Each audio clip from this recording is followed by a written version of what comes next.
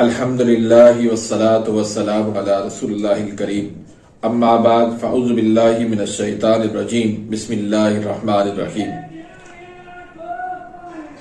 मोहतरम नाज़रीन कराम, मोहतरम भाइयों और बहनों, अस्सलामु अलैकुम रहमतुल्लाहि व बरकातुहू।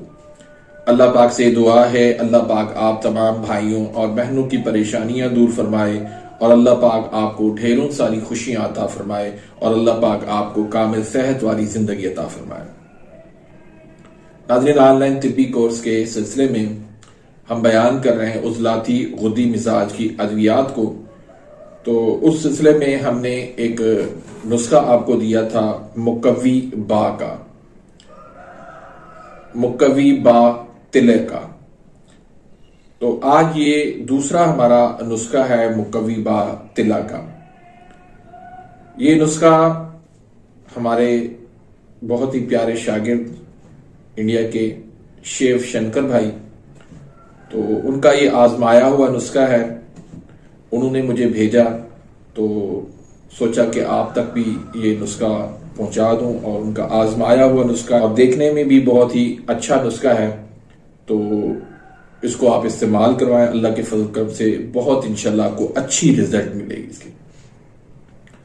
तो इसके पहले आप अज्जा सुन लें। इसमें लौंग है 10 ग्राम, बेर बहुटी ये है 10 ग्राम, नीला थोथा ये आप 6 ग्राम ले लें और सिमुल फार इसका आपने तेल निकालना है 6 ग्राम। अगर आप तेल निकाल सकते हैं तो ठीक है, अगर तेल नहीं निकाल सकते तो आप ऐसे ही उसके अंदर डाल दें 6 ग्राम। तो आपने सादा सा वेजलीन लेना है, उसमें ये सफूफ सारा जो है वो करके अच्छी तरह से सफूफ शामिल कर देना है। तो इसको आपने सफूफ को कुछ दिन के लिए आपने रख देना है वेजलीन के अंदर, बड़े पड़ा रहे।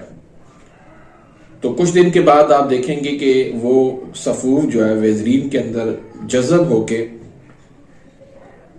वो बिल्कुल एक तेल की शक्ल अख्तियार कर लेगा।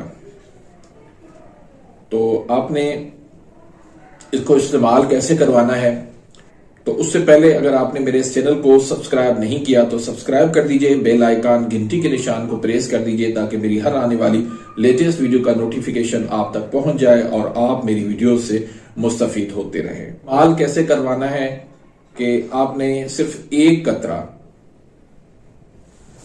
अपने नफ्स पे लगाना है और उसको हल्का सा इसको सिर्फ मसाज कर देना है, मालिश नहीं करनी। और आगे केप पर भी आपने इसको नहीं लगाना। बहुत ये तेज तरीन जो है वो तिला है, इसको आपने बहुत एहतियात से बनाना है, बहुत एहतियात से इस्तेमाल करवाना है। ज्यादा लगाने से छाले भी पड़ सकते हैं, तो इसलिए इसको ज्यादा नहीं लगाना है, सिर्फ एक कतरा आपने लगाना है, रात को ही लगाना है और केप पर आगे नहीं लगाना, बाकी ऊपर नीचे सारा आप उसको लगा देना है सिर्फ। तो ये जो तिला है इसके काम क्या है, ये नफ्स का जो ढीलापन है वो दूर करके नफ्स के अंदर सख्ती लाता है।